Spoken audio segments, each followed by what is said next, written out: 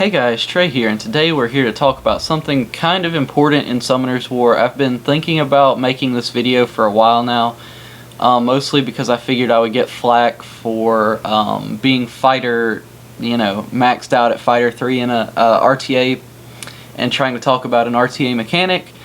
But I decided it's important enough that more people need to know about it, and I should make the video anyway. So, keep that in mind before the hate. But if you like the video, then good, I'll make more like it. So basically what I want to talk about is why you should only have one violent monster on your team per RTA match.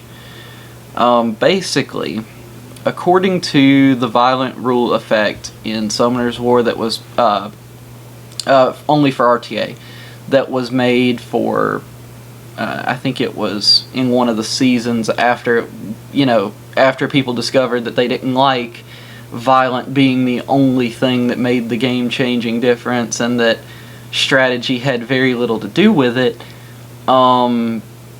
They changed it. So we're going to go ahead and talk about why I think you should only have one violent monster on your team per RTA team.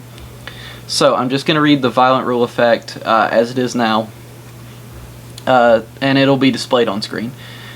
In the World Arena, the violent is activated only once per turn. In addition, when my monster gets the violent rune effect activated, my violent activation chance is decreased by 5%, and the opponent's violent activation chance is increased by 5%. The violent activation chance can be adjusted to 27% at most and 12% at the lowest. That means that starting at 22% violent effect, you can proc once and you will go down to 17%. And then if you proc again before the opponent procs, then you'll go down to 12%. You'll stay at 12% until the opponent procs. And that is permanent, and that's just how it is. And so in order to counter violent, you can counter violent runes in RTA by literally just not using any. By using violent runes yourself, you are enabling the opponent to get more turns over on you by means of violent. So that's why I'm going to try to refrain from using violent because they might get 2 procs, and those 2 procs can be game-changing. But from then on, their violent proc chance is effectively cut in half.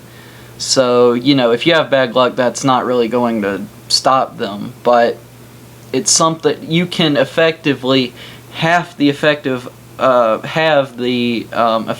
of violent runes if you just don't use violent in RTA. That being said, if you do want to use violent, I would strongly recommend you use it on only one monster, and that be the most important monster on your team, because being that all of the violent rune, all of your procs are going to lower your rate, and all of your opponent procs are going to up your rate.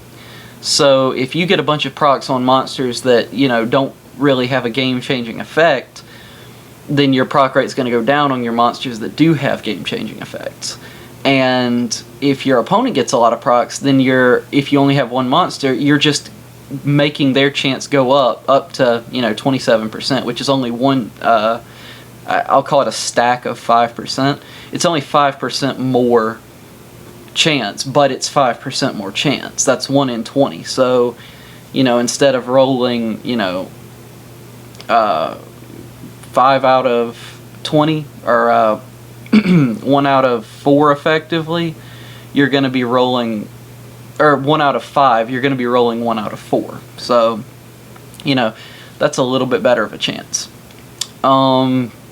So if we put this in a real world scenario, or not a real world scenario, but a real RTA scenario, you have a, let's just say, healer. Okay, your team's about to die to bombs, and you have a healer taking a turn, but all their heal skills are on cooldown. A healer and cleanser. So, like, we'll say my Nikki, for instance, but I realize not everybody has a Nikki, so, it could just as easily be the water version, or any anyone like that.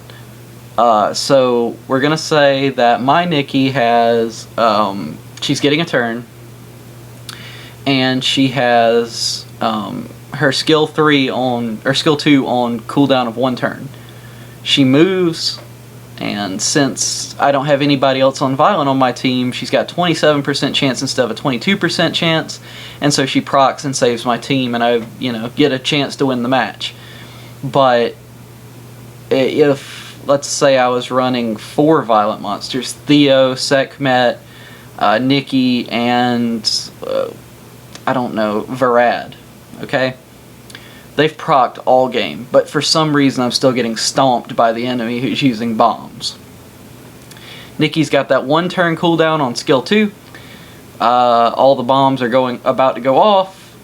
She uses skill 1. Skill 1, sleep doesn't proc, violent doesn't proc, and that's the game. Because the bombs kill everybody, and who it doesn't kill are all, about dead anyway. So that's why I personally only use 1 violent set per RTA match, just because I can effectively adjust the proc chance.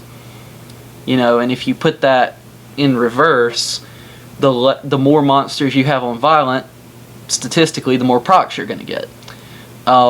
Because, the proc rate isn't decreased proportionally to how many monsters you have, and, 10% plus, or at its lowest, 12% times 4 is still bigger than 27% times 1, so, and I'm, I realize that it doesn't 100% of the time work like that. It's, 12%, it's not exactly 48% chance to get a violent proc per 1 rotation of your turns, but that's, another discussion entirely.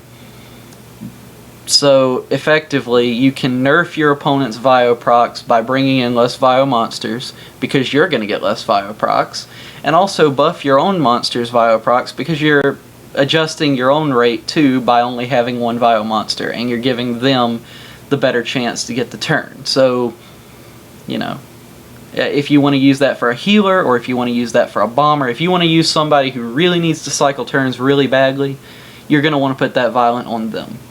And on nobody else. So, I know that's a lot of analogies and stuff, and it's really hard to see because we can't actually, see a log or a stack of what's going on in RTA matches. But hopefully I got my point across that having less Vio monsters is beneficial sometimes. So, anyways, that's really all I have for you guys for right now, and I hope you heed my message and think about it. Don't just follow what I say blindly, or don't just, reject what I say blindly.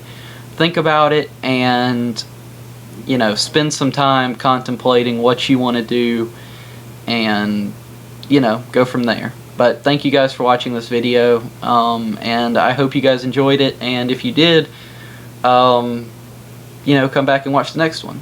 But thank you guys for watching.